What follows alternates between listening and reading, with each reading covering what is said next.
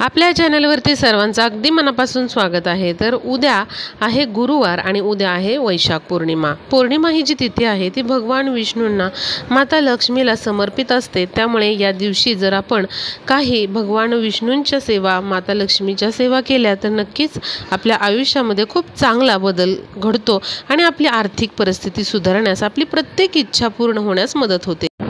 बऱ्याच वेळेला आपण भरपूर कष्ट करत असतो आपली आर्थिक परिस्थिती सुधारण्यासाठी किंवा मग आपल्या इच्छा पूर्ण करण्यासाठी, पण नशिबाची साथ त्याला मिळत नाही।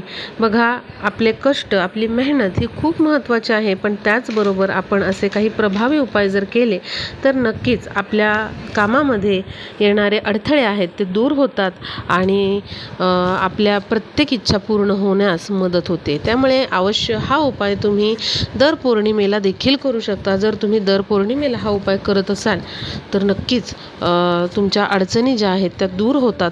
त्याचबरोबर ज्या काही कठीण इच्छा आपल्या मनामध्ये असतात ते पूर्ण होण्यास देखील मदत होते। काही ना काहीतरी मार्ग आपल्याला त्यामधून सापडत असतात। तर बघा, उद्या पौर्णिमा आहे, त्यामुळे आपल्याला अवश्य हा उपाय करायचा आहे। कोणीही हा उपाय करू शकतं।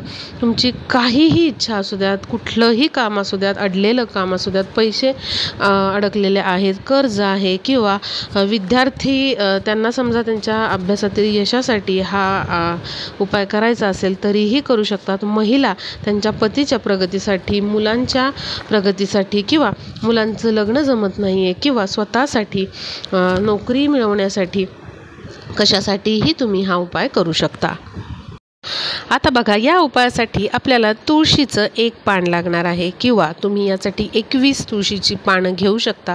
भरपूर तुमच्या घरापाशी तुळस असेल तर तुम्ही 21 पानं घेऊ शकता किंवा मग तुम्ही 108 पानांची सेवा देखील करू शकता। आता एवढी पानं जर अवेलेबल नसतील तर फक्त एक पान घेतलं तरीही चालेल। हे पान जे घेणार आहात ते स्वच्छ धुवून घ्या, कोरडं करून घ्या। जितकी पानं तुम्ही घेतलेली आहे स्वच्छ धुवून घ्यायची आहेत, कोरडी करून घ्यायची आहे। लक्षात घ्या, उद्या पौर्णिमा आहे, संपूर्ण दिवस पौर्णिमा असणार आहे। उद्या सकाळी तुम्ही हा उपाय दिवसभरात कधीही करू शकता, कारण 5 नंतर आपल्याला संध्याकाळी रात्रीच्या वेळेला तुळस ही तोडायची नाही आहे। तुम्ही या उपायासाठी ही जी तुळस आहे ती आज देखील तोडून ठेवू शकता। तुळशीची पानं अवेलेबल असतील तर तुम्ही ती घेऊन ठेवा, स्वच्छ धुवून कोरडी करून ठेवा, ती छान राहतील। उद्या तुम्हाला हा उपाय मग संध्याकाळी पण करता येईल। तर बघा, उद्या फक्त आपल्याला संध्याकाळी 5 नंतर किंवा रात्री ही पानं तोडायची नाही आहेत। आज तुम्ही पाने याची तोडून ठेवून उद्या तुम्ही सकाळी, दुपारी किंवा मग संध्याकाळी देखील हा उपाय करू शकता।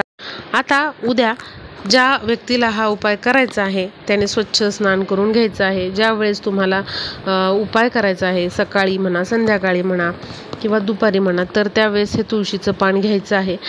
तुमच्या घरामध्ये माता लक्ष्मी, भगवान विष्णूंचा फोटो असेल त्यासमोर बसा किंवा काहीच नसेल तुमच्याकडे तर श्रीकृष्णाची मूर्ती सगळ्यांकडे असते, तर मूर्तीसमोर तुम्हाला बसायचं आहे। शक्य असेल तर मूर्तीला, श्रीकृष्णाच्या मूर्तीला दुधाने पाण्याने अभिषेक करून घ्या आणि नंतर काय करा, जिथे तुम्ही रोज ही श्रीकृष्णाची मूर्ती ठेवताय किंवा भगवान विष्णू, माता लक्ष्मीचा फोटो असेल तर तो जिथे ठेवताय रोज तिथेच ठेवा। फोटोला अभिषेक करण्याची गरज नाही, स्वच्छ तो धुवून कोरडा करून घ्या। त्यानंतर हे जे पान आहे तर ते तुम्हाला घ्यायचं आहे। आधी मूर्तीला चंदन लावून घ्या, अष्टगंध लावून घ्या। नंतर हे एक पान घ्यायचं आहे तुम्हाला आणि हे तुम्हाला तुमच्या उजव्या हातामध्ये ठेवायचं आहे आणि व्यंकटेश स्तोत्र म्हणायचं आहे। बघा, संस्कृतातलं व्यंकटेश स्तोत्र शक्यतो म्हणा, ते तुम्हाला सोपं जाईल, कारण मराठीतलं जे व्यंकटेश स्तोत्र आहे ते थोडंसं मोठं आहे। संस्कृतातलं तुम्ही एक 10 मिनिटामध्ये म्हणू शकता। तर व्यंकटेश स्तोत्र तुम्हाला म्हणायचं आहे आणि हे पान जे आहे ते भगवान विष्णूंना, श्रीकृष्णांना अर्पण करायचं आहे। फोटो असेल माता लक्ष्मी, भगवान विष्णूंचा तर त्यांना तिथे समोर अर्पण करायचे। तुम्हाला जेवढी पानं मिळतील, समजा तुम्हाला या उपायासाठी 11च पानं मिळालेली आहे, 5 मिळालेले आहेत पानं, तर काय करा, हातात घ्या पान, व्यंकटेश स्तोत्र म्हणा, ते अर्पण करा. दुसरं पान घ्या, पुन्हा व्यंकटेश स्तोत्र म्हणायचं, ते अर्पण करायचं. आता समजा 5 पानं तुम्हाला मिळालेली आहेत, 5ही पानं तुम्ही अर्पण केलेली आहे. पुन्हा काय करायचं, ते पान, त्यातली पानं पुन्हा उचलायची आणि पुन्हा ते अर्पण करू शकता तुम्ही. समजा तुम्हाला 21 वेळा ही सेवा करायची आहे, तर ही 5 पानं पुन्हा तुम्ही वापरू शकता आणि 21 वेळा व्यंकटेश स्तोत्र म्हणून ते तुम्ही अर्पण करू शकता. एक पान जरी असेल फक्त तरी देखील हे पान व्यंकटेश स्तोत्र म्हणून अर्पण करायचं, पुन्हा ते उचलायचं, पुन्हा व्यंकटेश स्तोत्र म्हणायचं, पुन्हा तेच अर्पण करायचं. असं तुम्ही करू शकता. एक पान असले तरी तुम्ही ही सेवा करू शकता. आता बघा, तुम्हाला समजा व्यंकटेश स्तोत्र संस्कृतातनं म्हणणं जमत नाही आहे किंवा मराठीत वाचणं देखील शक्य नाही, पण विष्णूंची सेवा मात्र तुम्हाला करायची आहे, तर तुम्ही काय करू शकता, असंच पान घ्यायचं, तुळशीचं पान, ओम नमो भगवते वासुदेवाय नमः असा मंत्र जप करायचा आणि हे तुळशीचं पान अर्पण करायचं विष्णूंना.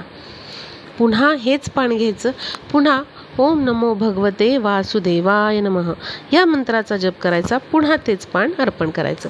तुमच्याकडे जर जास्ती पानं असतील तर प्रत्येक नामजप करताना तुम्ही सेपरेट पान घेऊ शकता. पानं कमी असतील तर तेच तुम्ही वापरू शकता. अशी तुम्ही 11 वेळा, 21 वेळा, 108 वेळा ही सेवा करू शकता.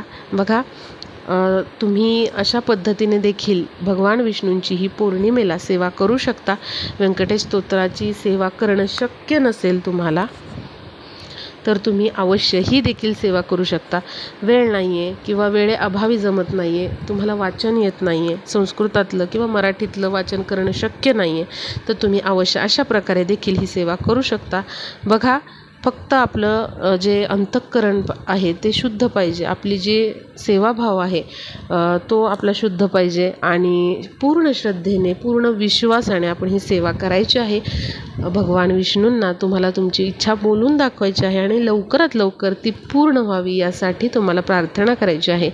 जी व्यक्ती ही सेवा दर पौर्णिमेला करते तिच्या आयुष्यामध्ये कुठल्याच प्रकारची अडचण शिल्लक राहत नाही. प्रत्येक कामामध्ये ती व्यक्ती यशस्वी होतेच आणि तुमची आर्थिक प्रगती देखील हळूहळू होताना तुम्हाला दिसेल, इतका हा प्रभावी उपाय आहे. अवश्य तुम्ही दर पौर्णिमेला ही सेवा करत चला. विष्णूंची सेवा जी आहे ती कधीच वाया जात नाही. तुम्हाला त्याचं जे पुण्य आहे ते नक्कीच प्राप्त होतं आणि नक्कीच आपण आपल्या आयुष्यामध्ये सफलता मिळू शकतो. आपल्या बंद झालेल्या नशिबाचे दरवाजे उघडे होऊ शकतात, इतकी ही प्रभावी सेवा आहे. आणि बघा, पौर्णिमेच्या दिवशी अवश्य भगवान विष्णूंना, माता लक्ष्मीला तुम्हाला शिऱ्याचा नैवेद्य हा दाखवायचा आहे. बघा, थोडा का होईना तुम्ही शिऱ्याचा नैवेद्य हा करा, अगदी वाटीभर करा आणि तो तुम्हाला भगवान विष्णूंना दाखवायचा आहे. त्यावरती अवश्य तुम्हाला एक तुळशीपत्र ठेवायचं आहे आणि असा हा नैवेद्य तुम्हाला विष्णूंना दाखवायचा आहे. आणि तो जो नैवेद्य आहे तो प्रसाद म्हणून फक्त घरातील सदस्यांनाच तुम्हाला द्यायचा आहे. अवश्य ही सेवा करा आणि व्हिडिओला जास्तीत जास्त शेअर करा, म्हणजे सर्वांना उद्याच्या पौर्णिमेला आणि प्रत्येक पौर्णिमेला हा उपाय करता येईल.